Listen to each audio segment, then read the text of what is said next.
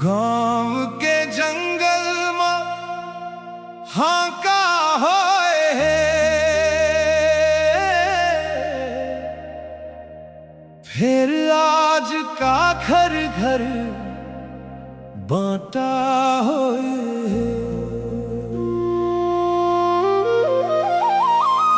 गेहूं पिसा के पिसान होए पर दोनों भाई ढेकीले जानता होए है।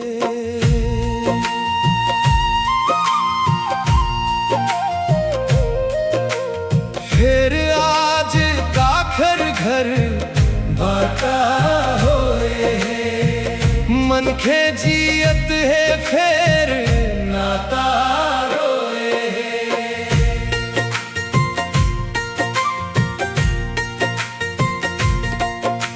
जश्न मनावत है कान भरैया, कौन सगा होते ये जग में भैया।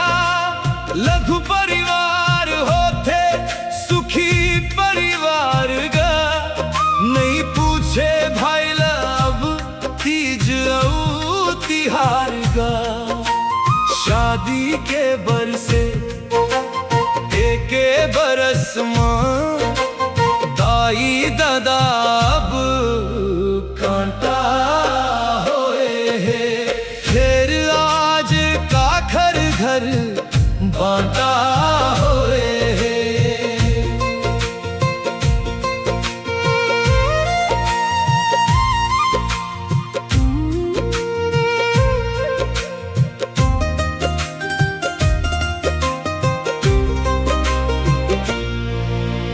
माटी के आंगन रोवत है,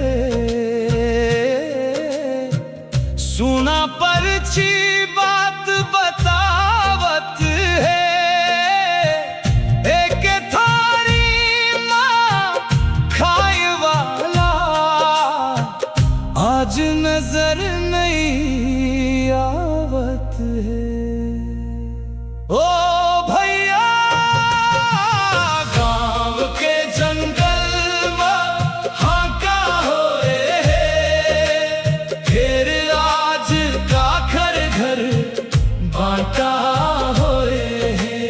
गेहूं पिसा के पिसान होए पर दोनों भाई ढेकीले जाता होए है। रुख के पाना भुइया में गिरते जब बेरा ओखर पहाजत है।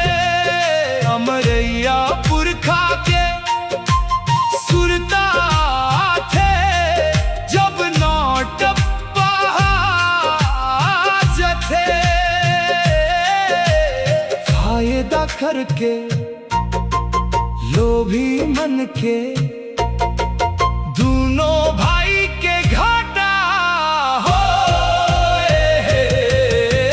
फिर आज का घर घर बांटा होए है।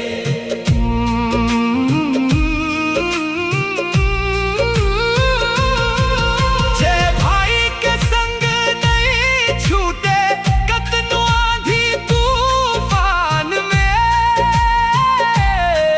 सगे भाई के मुंह नहीं देखे अलग हो गए मकान में। कत को महोत्सव मना ले भाई अंदर में सन्नाटा होए है। फिर आज का घर घर बांटा होए है।